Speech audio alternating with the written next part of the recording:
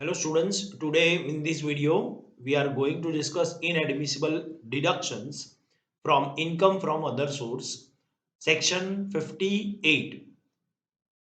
Now first inadmissible deduction is personal expense. Any personal expense of the assessee incurred during the previous year is not considered as an expense and deduction for the same is not allowed. That means if to generate certain income and which that income is chargeable under the head income from other source, and for earning that income whatever personal expenses person has incurred, that is not allowed. Second inadmissible deduction is casual income. No deduction from any casual income. That it is very simple. Whatever expenditure you have incurred to earn the casual income, deduction for the same is not allowed. Here, activity of owning and maintaining horse races expenses incurred shall be allowed. This shall be allowed. Such laws shall be allowed to be carried forwarded in the accordance with the provision of section 74A also.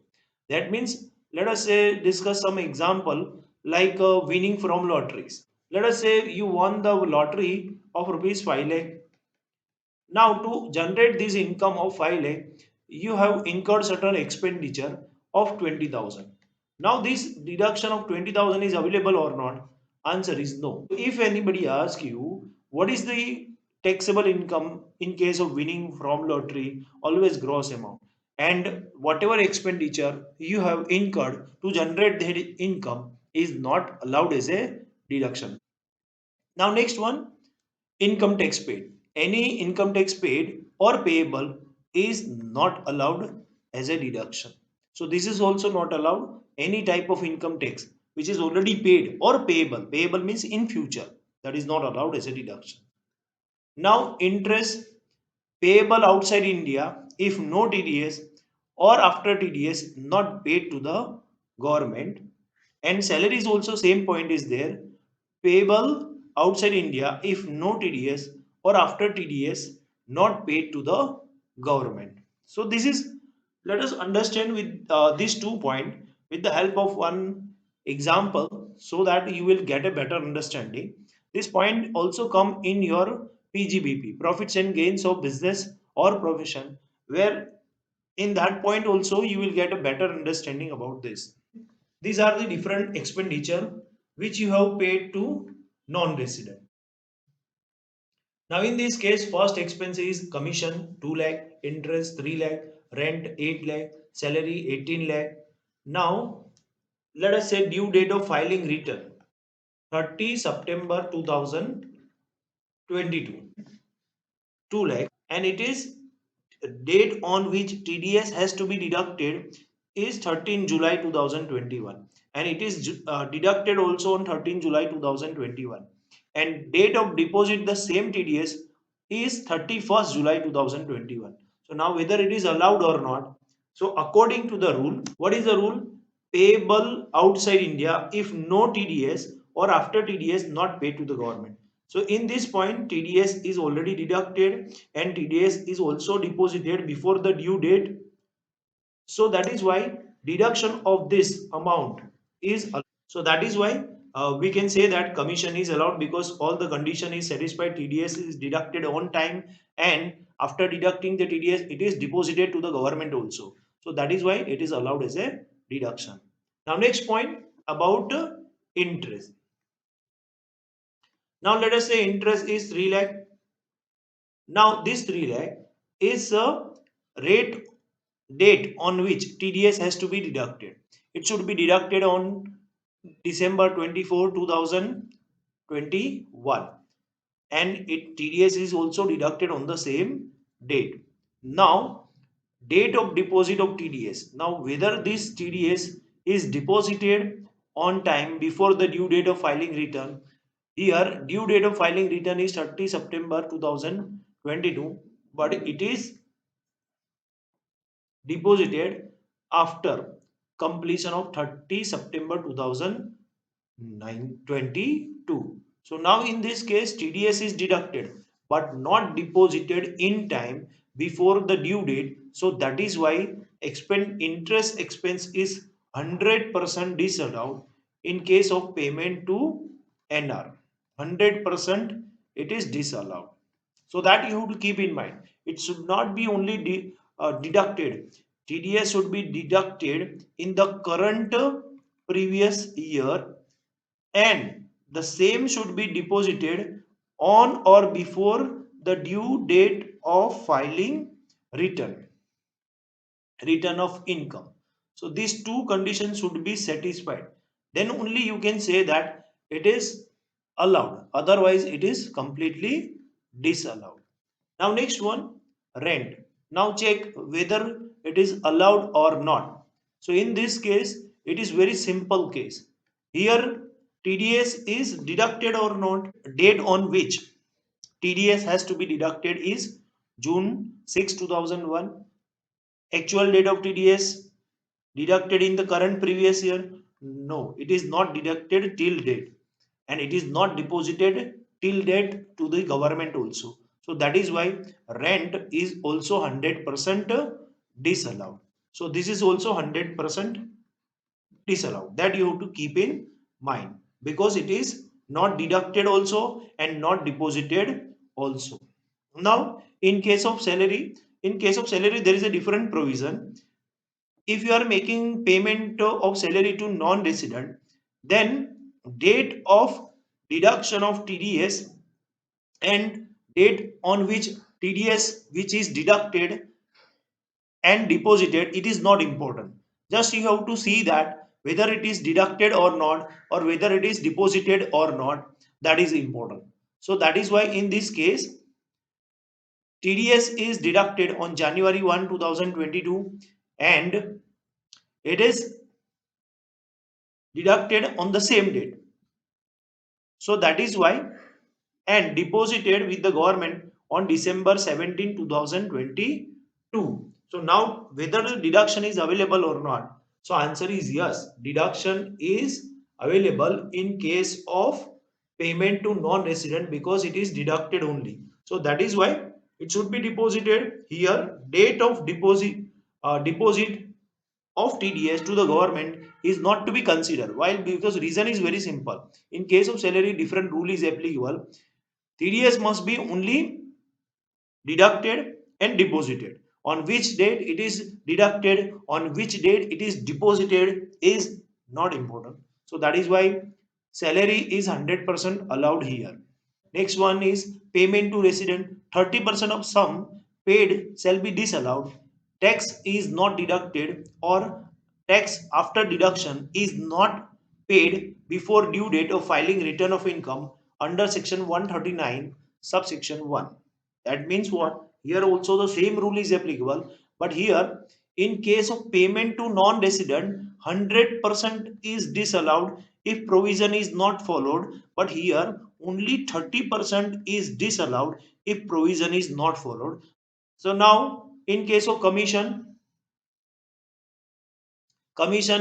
date of rupees 2 lakh, TDS has to be deducted on July 13, 2021, and it is deducted on the same date and deposited to the government on 31st July 2022. That is before the due date of filing return, and your due date of filing return is 30 September 2022. So provision is followed. So 100% deduction is allowed in case of commission. So here 100% deduction is allowed. 100% deduction is allowed. Now next one, interest 3 lakh December 24, it is to be deducted, and it is deducted on the same date and deposited after the due date. That is, it is deposited to the government after the due date of filing return. That means November 8, 2022. So that means what? Here 3 lakh. From 3 lakh you have to make only 30% of it. So if you make 30% of 3 lakh, so you will get 90,000. So that means 90,000 is disallowed. So remaining 2 lakh 10,000 is allowed as a deduction. That you have to keep in mind. So here 100% is not disallowed. because you are making payment to resident. So and 100% disallowed provision is applicable to non-resident. So that is why this is the difference between payment to resident and payment to non-resident. Now next one about rent. Here rent, how much rent is paid?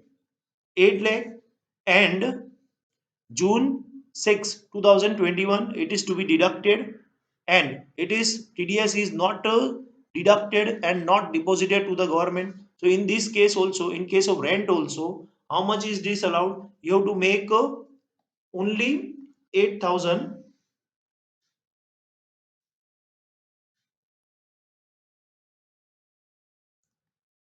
8 lakh multiply by 30%. So you will get 2 lakh 40,000 is a disallowed amount. So remaining amount 70%, that is 5 lakh 60,000 is allowed. So this is disallowed and this is allowed.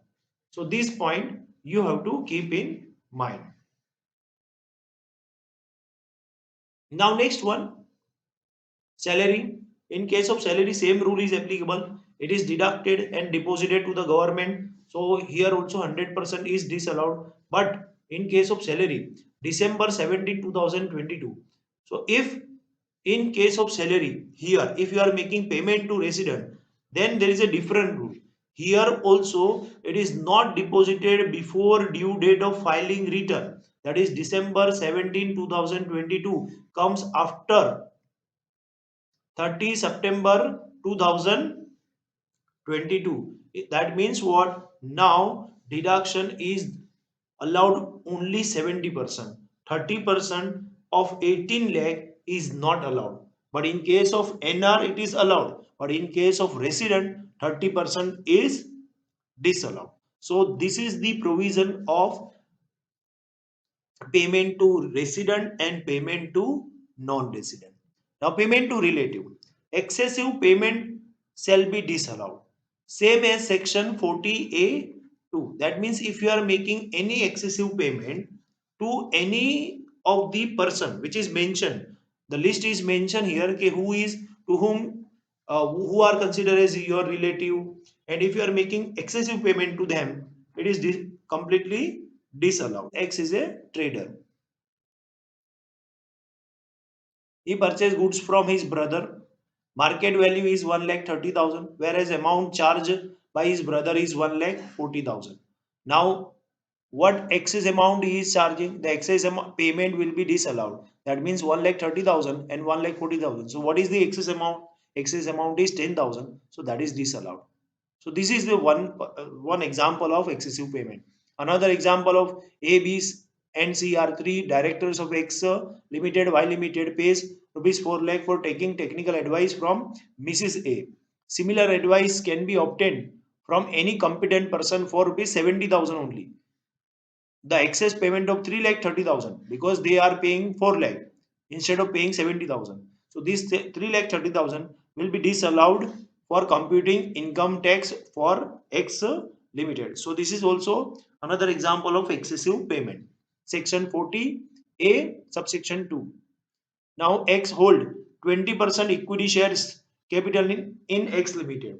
Now this means what? X is having substantial interest in that company. X Limited takes a hire trucks owned by the brother of X and pay rent.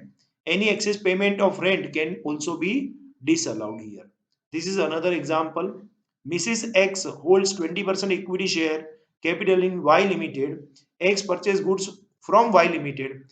Any excess payment by X will be disallowed also here. If you want to understand, very simple.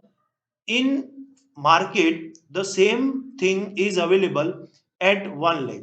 But if you are making payment of 1,70,000, that means how much excessive payment that person has made? 70,000. Now this 70,000 is disallowed under section 40A subsection 2. Payment in cash other than account paycheck, etc. Section 40A3. Any payment or aggregate of payment made to a person in a day means in a single day, an expenditure exceed rupees 10,000 and 35,000 for transport of goods and carriage business. This limit is 35,000. Otherwise, limit is 10,000. Means any payment in excess of 10,000. That means if it is more than 10,000, if it is paid in a single day, if it is paid in cash, then it is disallowed. That means payment is made otherwise than by account pay, check, account pay, draft or electronic medium, then it is disallowed. If it is paid by account pay, check, draft, electronic medium, then it is allowed. If you are making payment of 20,000 in cash or through bearer check. Bearer check is also equivalent to cash. So then it is completely disallowed. If you are making payment, let us say first pay, you are making payment of 5,000, then 6,000, then 7,000. So that means total how much? 18,000 in a single day, same day. So then this 18,000 is completely disallowed. So this is also you have to keep in mind how much is disallowed. Now there are certain exceptions to this also. In certain case, if you are making payment more than 10,000 in cash, then also it is allowed. Payment made to banks, LIC, etc. So if you are making payment to bank or LIC, then it is allowed. If you are making payment through banking system, then also it is allowed, even though it is in cash, even though it is in a single day, even though it is more than 10,000. Any payment to cultivator like a farmer, grower, or producer of agricultural produce, like if you are making payment to a person who is doing apiculture activity, horticulture. Apiculture means honey related activities.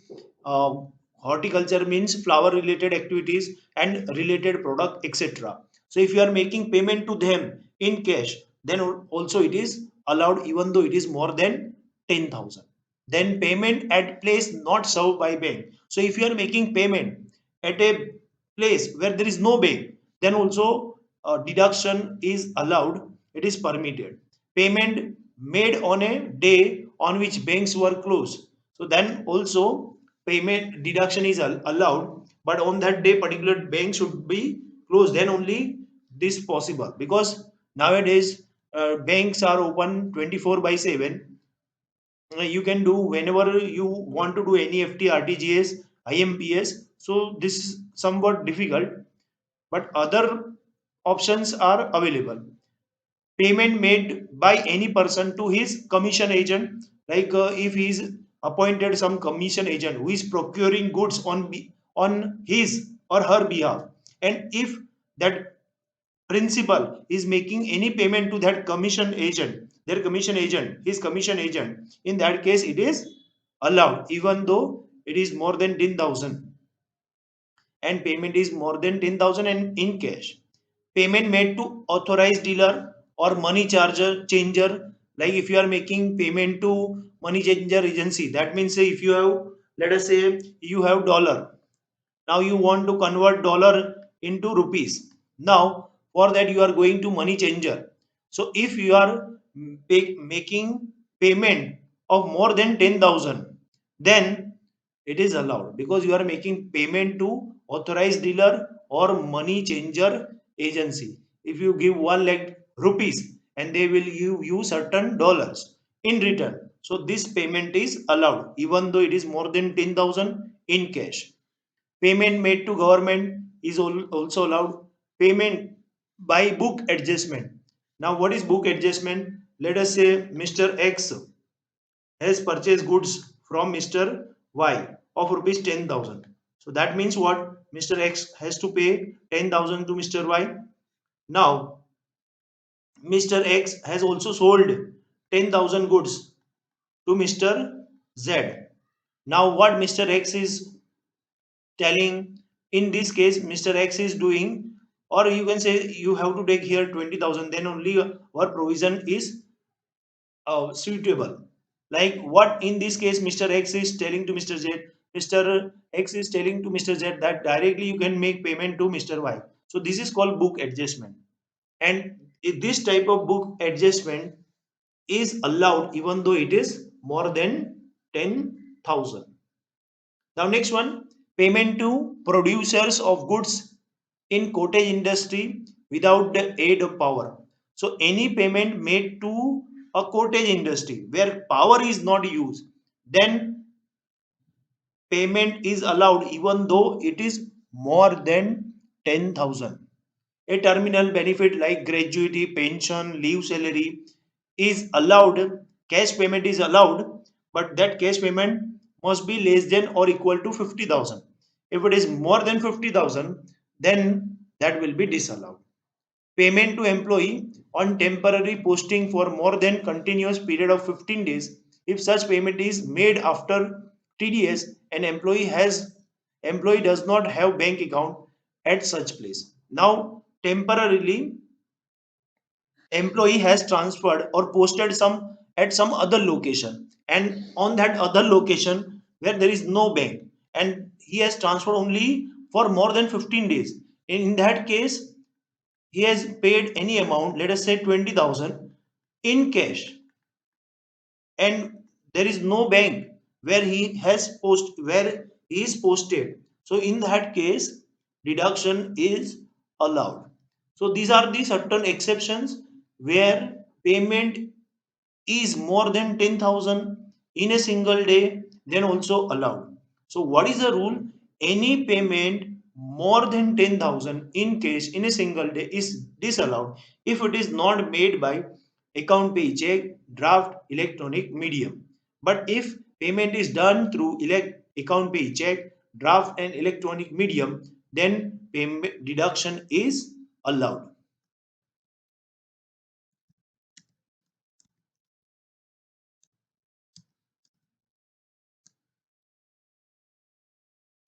So this is all about permissible deduction under section 58.